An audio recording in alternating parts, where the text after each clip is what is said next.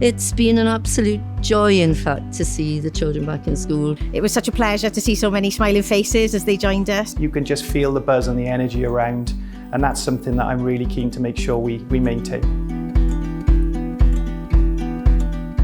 Many of our pupils engaged really well with home learning and distance learning. And for some of our children and some of our families, they had a really tough time in lockdown. It was difficult, it was challenging, it was isolating. As we all know, social interaction is such a key aspect of the children's lives, not just for them as learners, but for their well-being too.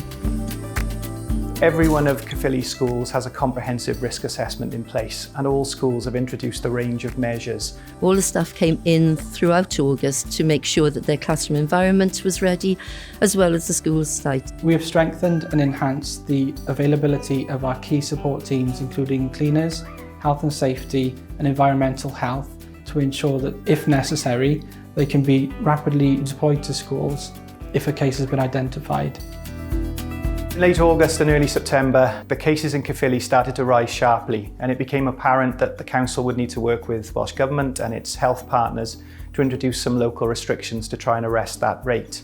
At the end of that first week, a member of staff tested positive for the virus. She didn't feel at all unwell and was completely asymptomatic.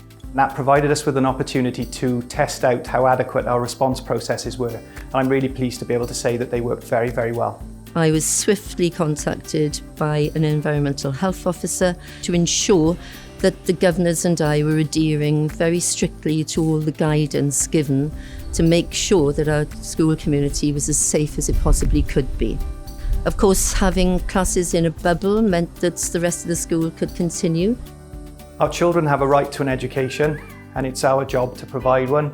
That ability to socialise with peers, that connection with their teachers, in the class. Attending school provides routine for our children. It also allows us as parents to go about our working lives in ways that homeschooling perhaps doesn't.